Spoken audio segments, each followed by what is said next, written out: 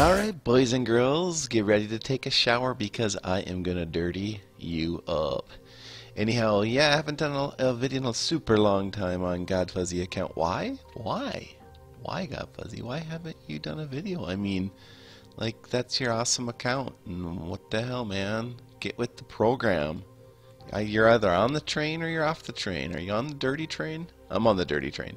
Anyhow, yeah, obviously I've been doing the other video series, Peon playthrough. See, yeah, playing on the Peon account on my Note 2 device.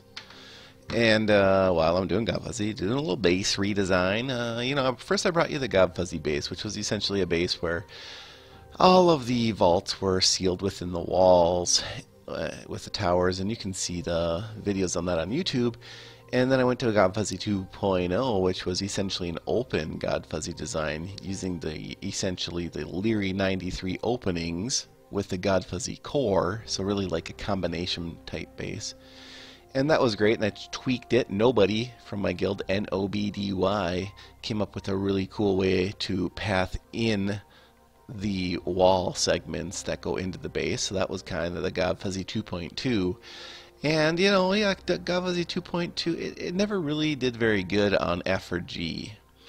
And it did great on Here Be Monsters A, B, C, D, E, though. So, and it has beaten F as well. But I needed a base that could beat Here Be Monsters G. And number one, to most easily beat Here Be Monster G, you need a Town Hall 17 because you need your 5th Arrow Tower.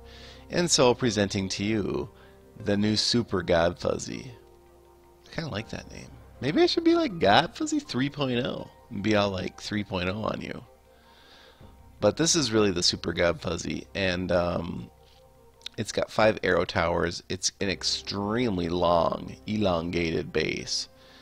It uses 3 deep walls on the ends, and then 2 deep walls on the sides, and then these segments. Now I haven't tested, so normally the base was essentially 4 segments in, right? Four wall segments, 1, 2, 3, 4.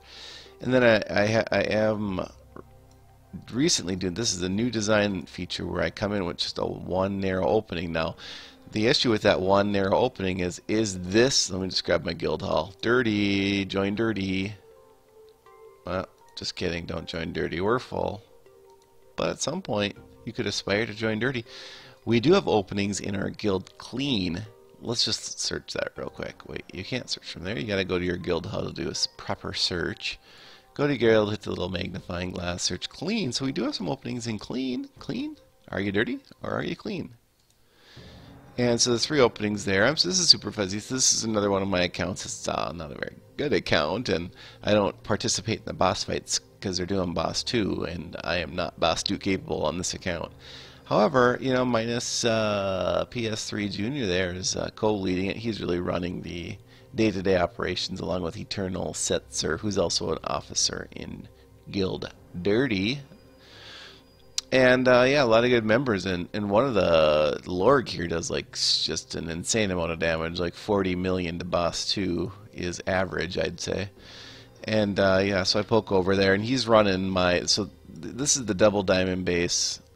Pretty similar to the one I was running in on Godfuzzy for the longest time, and it works really, really, really, really super awesome, super good. It works super good on Here Be Monster Challenge G, which I believe is what he's farming here with pretty much no garrison. So this is a really good base, and how he's got the buildings up here laid out too is really strong. This is almost exactly how I had it, and this is a really good way to do it. And I really like this base. It was hard for me to move off of it, but hey, you know what? I get that itch. It's like the 7-day itch. Where I have to change my base like every 7 days. Now, I probably lived in this base. By the way, this base was inspired, the double diamond base was inspired by Rongier. Now, I don't know if he's still using it, but I'm guessing he is. But we'll see. Yep, here it is. He calls this the butterfly. Butterfly V2. And the only thing I do not like about this base, and there's very little I do not like, but the one thing I do not like is how the buildings were. They were fully surrounding the core here. Fully surrounding the inner core.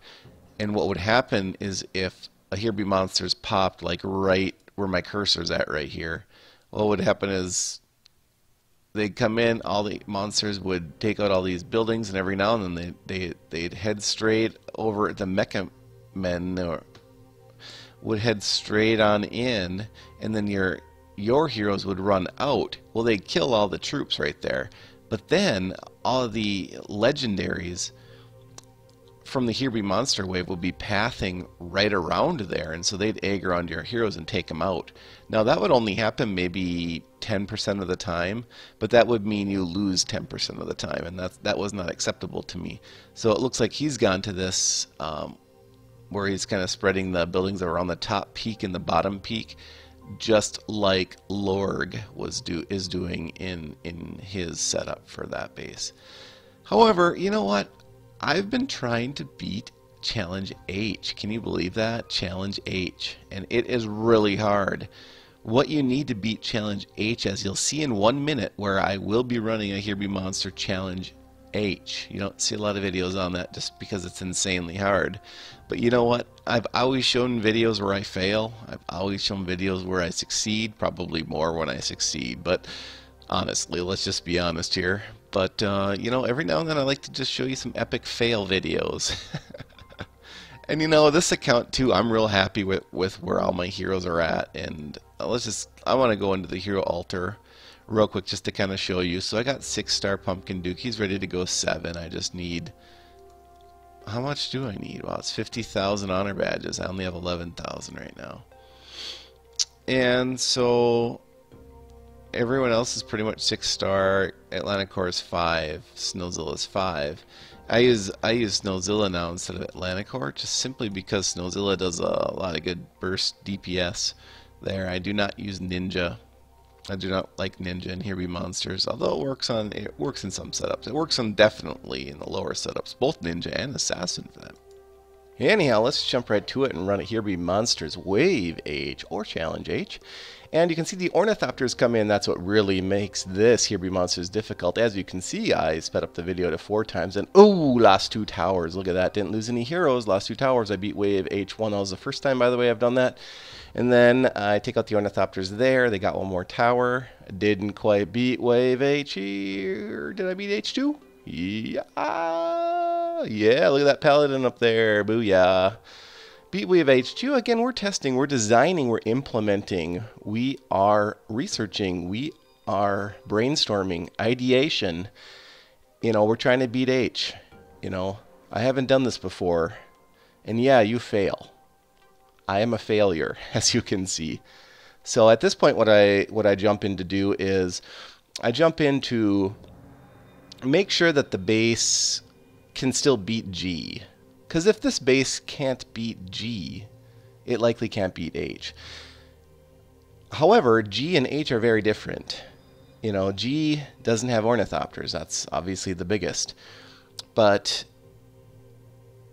so you do have to design your base with Ornithopters in mind, which does weaken it against G. So, but either way, you should still be able to beat G and H with the same base. So. And you obviously want to keep earning shards too, so you don't want to give up on shards. And so what I've done here is I've just testing a bunch of different legs. So I bring some legs in, and all the way up to 5 deep, 5 long legs that go into the base. I've done some double walls. This is really just a test run, just to see, you know, do I need double walls all the way along that bottom segment there by the Y in dirty? There's a double 2 deep wall there, and if that works, maybe that's what I need to do. And maybe I need to do double walls all the way down. How far deep can I come in? What I'm doing right here is I'm adding quite a few segments to go all the way down to see if the monsters in G will fight through that wall. We do not want them to ever attack a wall, because what happens is when they destroy the wall piece, they will then aggro onto the closest thing next to them, and sometimes that's your heroes, and they'll take out your heroes really fast. So you can see G1's coming in here, and they head straight to the gold vault. They come all the way around my whole base. That's why this base is designed how it is, so that they come all the way around these wall legs to get to the towers and to get to the vaults. So that's you know, that's essentially how quite a few bases work for Here Be Monsters G, is it makes the hero's path in a certain way. You don't ever want the monsters to go through walls. You simply want to use the walls to control the pathing of the monster. So it's a pretty interesting concept and has been working well. It's essentially like an open base design. And here I come to G5 and you know what? Oh, look at that. See the wall they went through, that opening that was caused? So that is no good. That is no good. Something is not right. So the base has to be tweaked again and we got to beat G. And so I'm going to come back in here and just tweak things around. So I go a little bit double wall a little farther, you know, go double wall all the way. You know, double walls definitely worked as we learned. So if I do double walls all the way here, what happens? That's what I'm testing out right here. And this kind of looks pretty cool. Very different. No legs going in, but that's not always necessarily a good thing either. So keep that in mind. And drop down the bombs and let's go and run a G. G, baby, G. So Mecha Men come in. If those weren't Mecha Men, they would have been Ornithopters in H. Heroes come in, out, took them out pretty quick. Okay, so pathing so far so good, working. Okay, Wave G1, that's done. Wave G2 comes in, and that looks pretty good. Did I lose a hero there? Got 5 heroes, so we're good to go. After this G, I'm going to run H. This is an H I ran one day later, today. And I'll show you sort of how all of these tests came together and how far they got me onto H. But, spoiler alert, I did get pretty far in H. How far? And so we beat that one, got the 40 shards, got 160,000 experience. Not bad.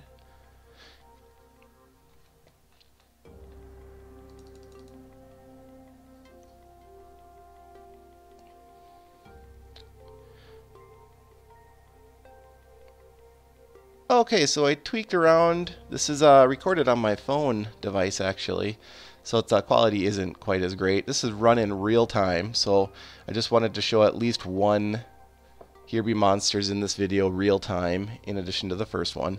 And you can see what's happening here. So the Ornithopters have to fly near a couple of my heroes. Bombs help take out the front runners there on the heroes, or the monsters coming into the base there. Then I'm left with Ornithopters. Now what was bad that happened here is that I lost 2 towers on the first wave, and that was sort of a freak of nature. That was definitely not good. That is not what we wanted, but I kept going, kept plugging through. It's not like I'm going to end battle, right? We've come this far. We can't stop now. And look at this. See how slow they go? And they're going over the gold vaults. And then finally 4 of my 5 heroes are on those Ornithopters, who unfortunately got 1 tower. So now I'm down to 3 towers in Wave H2. And now all the legendary monsters come in. But that's okay because my heroes are all free now. They're not aggroed onto those Ornithopters anymore and can take those out pretty quick. Of course, Paladin there probably got like 2 million hit points. We finally take him down there. As you can see, I subbed in Atlanticor for Snowzilla. Now, I mentioned I like Snowzilla for DPS. Well, at the same time, you can't argue with Atlanticor's shield against 153 legendary monsters, right? You can't. There's nothing that can beat the damage of that. And his survivability is real high, so I figured I'd give it a shot. I still think Snowzilla is better there for my next try, but I ran out of attempts. Now, a couple hours I'll have another one though. And so they took out another tower. I'm down to 2, and I really thought Wave H4 was going to get me. So as you can see, I'm going to be a little bit surprised here. So Wave H4 is coming into my base, and oh, look at this, guys. No Ornithopters. No Ornithopters. No Ornithopters. 3 times. Had to say that 3 times for impact. And that's awesome because that means I can clear this. And I do clear this. So we are good to go there. That's a very good sign. That means we made it. We made it. We'll see it all. Wave H5. Here we come in, Ninja. Level 80 Dino of Doom and Destruction. And luckily for me, they aggroed on the vault. Took it out real quick because it was low, but look what the troops are. It's fairy dragons. That is good news for us dirty peons because that means we can beat this. when I ran this Wave H, this Challenge H, Here Be Monsters, I had no troops up either. So the next attempt, I'm going to go with Griffins, level 5, in the army camps because they do a lot of damage against Ornithopters, 150%, so that if they happen to fly by, I'll help take them out. Otherwise, that's all we had time for today, and I look forward to beating H5 here soon. As always, keep it dirty and dirty up.